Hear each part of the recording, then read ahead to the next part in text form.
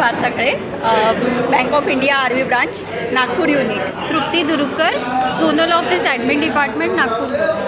Ashwini Kumbhalkar, bank of India Nagpur unit and EMBO. Sushma Nokhare, bank of India LDM office Nagpur Vidarbha unit. Aarti Dhopte, Somalwada branch Nagpur Vidarbha unit. Employ होती है उसे किस किस तरीके की दिक्कतें सहनी पड़ती हैं बैंक में जब उनकी एंट्री होती है, अगर ऐसे कोई आपके एक्सपीरियंस है तो वो बताइए. दूसरा, अगर कुछ ऐसा हुआ है तो आपको यूनियन ने कैसे हेल्प की है? तब मेरे ब्रांच में लेट सिटिंग का प्रॉब्लम था, तब मैंने यूनियन से हेल्प ली थी. तो उन्होंने ही मुझे मतलब गाइडलाइंस बताई, टाइम बताया. तब इतना कुछ पता ही नहीं, टाइम स्केड्यूल क्या रहता है, कितने आवर्स अपने मतलब बैठना चाहिए, क्या काम करना चाहिए, वो सब बताया. एक स्टाफ थी लेडी फीमेल जिसकी डिलीवरी हुई थी. आफ्टर 10 मंथ के बाद वो ज्वाइन हुई, लेकिन फीडिंग का थोड़ा प्रॉब्लम हो रहा था उसको, और ऑफिस में मैनेजर वगैरह जाने नहीं देता था. तब वो यूनियन की हमने हेल्प ली और उसे 1 घंटा लीव, मतलब फीडिंग के लिए जाना, 1 घंटा आना, वो हेल्प हुई हमें. मैटरनिटी लीव 6 मंथ्स की है, तो ऐसे हम लोग अप्रोच कर रहे हैं कि it will be up to 9 months. और जैसे तो वो बस होना चाहिए, थोड़ा फ्लेक्सिबिलिटी होना चाहिए. जैसे में जो 3 डेज़ की लीव रहती है, वो जो हमारी तो वो लीव्स होनी चाहिए बस. हाँ, पर्सनल एक्सपीरियंस तो हमारा ऐसा है कि जब भी ब्रांच में कुछ होता था तो टारगेट मतलब लड़कियों को किया जाता था. मतलब कैसे हम बोल नहीं पाते थे जेंट्स लोगों के सामने, तो मैनेजर्स वगैरह सब ऑफिसर्स मतलब लड़कियां हैं कर लेगी, पर हम लोग नहीं बोलते थे. फिर जब भी कुछ होता था हम लोग हमारे सर से उनसे बात करते थे, तो उनके वजह से हमारी पूरी प्रॉब्लम सॉल्व हो जाती थी. इसलिए हमारी यूनिटी और हमारे यूनियन जिंदाबाद. 12th बाईपार्टाइट अभी आने वाला है, ड्यू है हमारा, तो उससे आप लोगों की क्या क्या एक्सपेक्टेशन है? बहुत कम होना चाहिए. 5 days वीक होना चाहिए. मैटरनिटी लीव जो 6 मंथ्स की थी वो 9 मंथ्स होना चाहिए. और एक एडिशनल हमने डिमांड्स रखी थी कि हमें मतलब मेंस्ट्रुअल साइकिल की जो एक ये छुट्टी हमने वो लीव की भी डाली थी कि वो होनी चाहिए, पर अभी पता नहीं. एंड CCL भी मिलनी चाहिए, जो अदर स्टेट या फिर सेंट्रल डिपार्टमेंट में मिलती है वो CCL भी होनी चाहिए.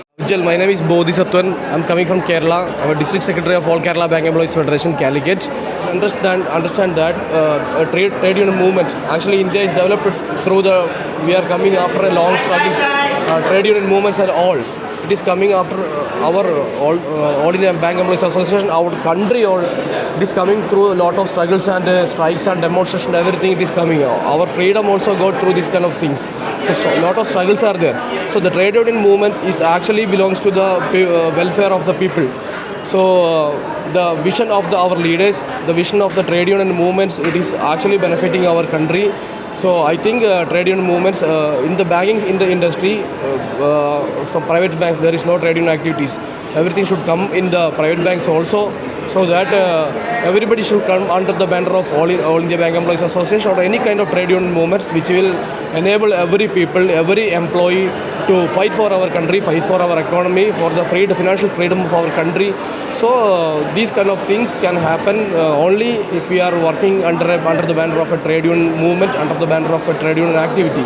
So everybody should be in the part of a trade union activity. That is my wish, my ambition.